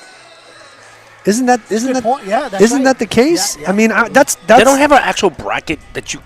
But we got to remind our listeners now, there's no games tomorrow. No, there's no games tomorrow. Everything's canceled. Schools are canceled. Games are canceled. Correct. So the game will be postponed to Thursday. Yes. So the games are pushed back Thursday and Friday. But that really is a good question, because I do believe that Slidell was the higher seed against Fontainebleau, and Fontainebleau wins. That puts them as the lower seed. So usually the highest seed plays the lowest seed in the next round. And so we might actually be going to Covington to play Covington. No, yeah, because we're going somewhere. We're not hosting, that's for sure, because you can't host 2 days in a row. Let me see if I can put this thing together here. So, oh, wow. Wait, hold up. We got a development. North Shore is beating Covington right now, 4-2 in the bottom of the 7th right now. So the 2 seed is trailing the 6 seed, I think. But I think they said you can't travel 2 times in a row. No, you cannot travel 2 times in a row. That means we're we're on the road tomorrow. Right. I mean, we're on the road the next game. That's for sure. But interesting, if Covington loses to North Shore, I almost think that we travel to North Shore. I really do think that might be the case, because you would have the 2 seed. The 2 seed loses out. The 3 seed was Slidell. They lost. So it would be North Shore and Fontainebleau. Yeah, so we would travel to North Shore. I'm going with that. I could be wrong. It's unofficial, but I am going to go with that. I'm going to say we have to travel to North Shore on Thursday, and Mandeville will ultimately play. They will play Fontainebleau. At Fontainebleau, yes. They'll have to travel as well, because they host it. So, woo! Well, that's when y'all was saying we were going to play them there. If you can't play 2 home games, then, yeah, that... Mick was correct. talking about that. Yes. Okay. Higher seeds should be traveling. Correct. That's the way they set the playoffs up. Yes. Right. Higher seeds are always home. But you're saying you can't play But you can't play two back-to-back home That's games. what they Yeah, in the States you do. In the States you do. You play all the time as long as you're seated yeah, in front of the other team. yep. You played because when we won in 09, we played every game home. with the Gotcha. home team. Okay. So that's what I think they were talking about. Is this the same thing as the state playoffs? I don't think so. I think it operates a little bit differently. It's not official. What is official is that we moved on to the next round Yes. with this win, Yes. and this is a much sweeter taste than what we had experienced over at Ponchatoula a week ago. And man, this was a big time pitching performance by Easton LeBlanc, who virtually went scoreless through 6 and a third, and had given up only one run. And then John Montour comes in and helps his buddy out by closing the door with the tying run at second base. So the Wolves wind up pulling away with it on a 3-1 victory. And Covington is now down to their final out with 2 outs left, and they are losing to North Shore 4-2 currently. So it's like the article said, at any given moment, any one of these teams can beat any one of these teams. Yep. I mean, you see Fontainebleau rally against Slidell. Slidell was the higher seed going into that matchup. Right now, Covington is down to their final out against North Shore. The game's not over yet. It's only a 4-2 game. But look at North Shore traveling over to Covington. I tell you what, North Shore, of all the teams that are out there, outside of Aiden Grab being on the mound for Mandeville, North Shore, they can swing the bats, man. They showed us some exceptional amount of power the other day when we played them. So who knows how it's going to play out, but we know that there's no games tomorrow. They'll play Thursday. Alongside Lenny Russell with Rick Malden, I am Jeff Winchester for WPBN. That's going to do it. That's going to do it for this game, and hopefully, just hopefully, we wind up being able to host one more game. Maybe the district championship. Who knows?